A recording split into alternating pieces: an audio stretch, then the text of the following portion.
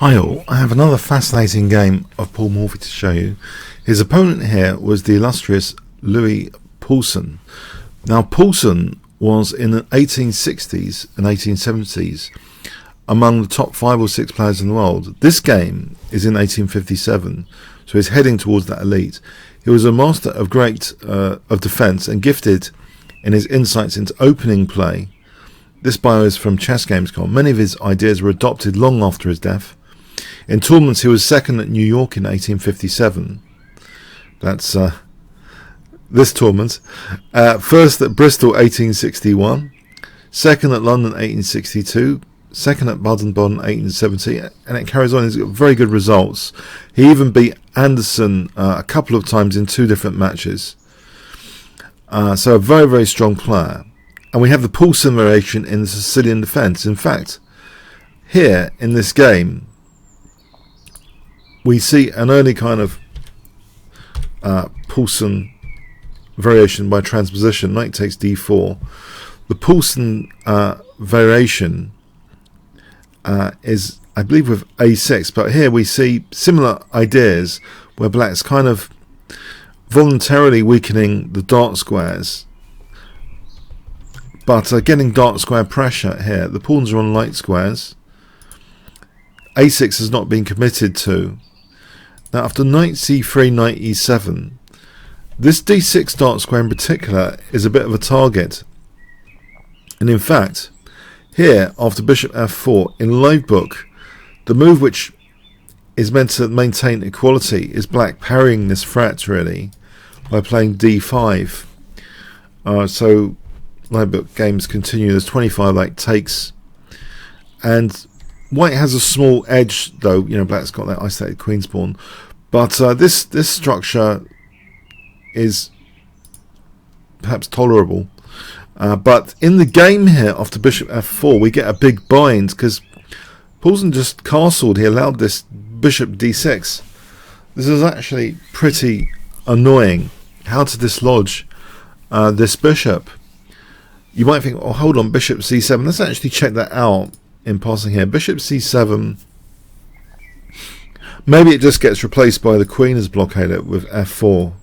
If for example, here there's still a bind on the position, it's difficult to dislodge that blockade. So it's interesting. He kind of invited this, but plays f5. Maybe his idea was a bit of counterplay now with this f5, e5, a6, bishop e2. So white's got a big bind on the position here. That unpins that pawn, ready for f4 potentially, but black plays f4, perhaps not wanting white to secure that pawn wedge, but it weakens the e4 square. A knight goes in there, and now knight g5 might be a really annoying thing to deal with. It's parried, knight f5, that stops knight g5.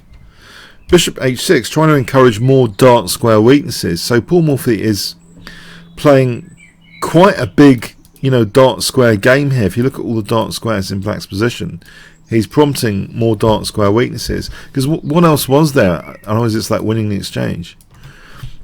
So now bishop g4. So great positional play here, dominating these dark squares at the moment.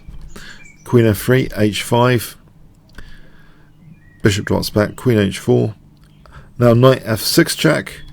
And here, this is really nasty now after queen e4. The pawn's kind of pinned to h7, can't move because of queen h7 mate.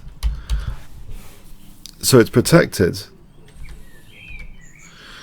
And then we have this undermining g3, threatening just to take. And this is very, very bad news, especially after f3. Paul Morphy plays an amazingly powerful move in this position, exploiting the great position he has built up here. So he's really positionally dominated this game. Look at all the dark square grip and blockades. 2 dark square blockades. This queen's bishop, this isn't a great advert for the Sicilian Paulsen, which was later, is popular nowadays, the Paulsen variation of Sicilian. But this is like a an echo of it in an early sort of model. But anyway, white play here has a great move. Can you see? If I give you 5 seconds starting from now, what does white play?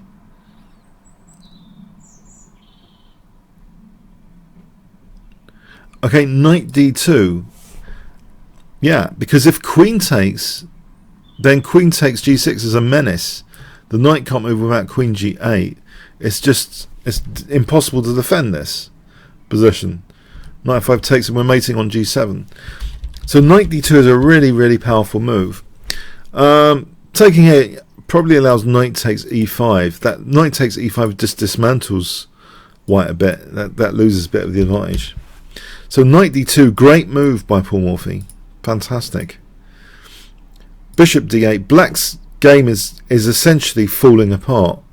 Knight takes f3. He's just falling apart. Rook g1 now. So, yeah, big threats on the horizon. And he doesn't mind any bishop takes f6 here. This is actually played. And you might think, well, knight e8 is played now. Why not rook takes f6? Let's have a quick look at rook takes f6. I think it's well, it's just opening up the diagonal in principle. I think white just stands very, very well with moves like this and this. Just very, very good. Black maybe didn't want to open that diagonal. It's a pretty dire circumstance anyway at the moment. So he wanted to maybe get the pawn in a better way, but bishop f4, and yeah, maybe this was missed. The power of this was missed because maybe he was banking on knight takes f6 here, so parrying the threat to his queen with a counter-attack. But there's a tactic for white in this position which wins material now. A nice resourceful tactic. Can you spot it? White play here. If I give you 5 seconds starting from now.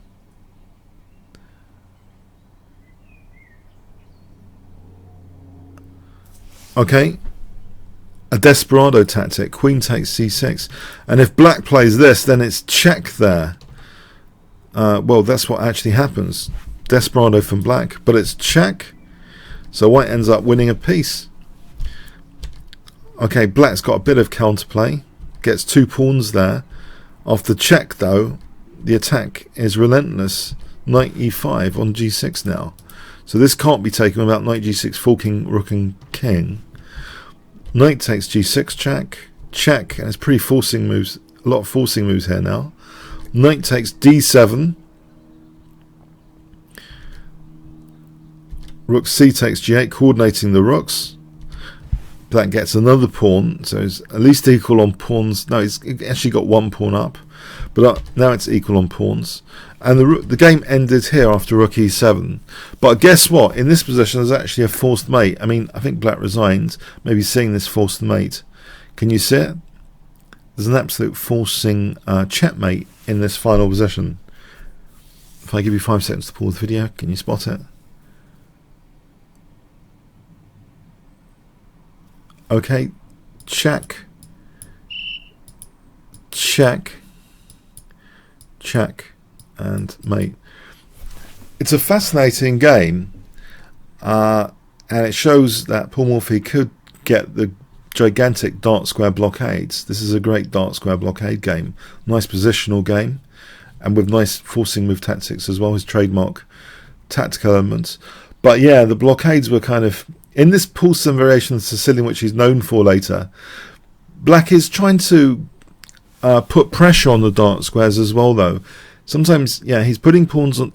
Black puts pawns on light squares, but tries to put pressure on dark squares. I don't think it's not as ridiculous as it might seem. That there are ways of generating counterplay on the dark squares. So it remains a viable variation of the Sicilian defence in its modern form, the Paulsen variation today. Okay, but very interesting historical game here, encounter.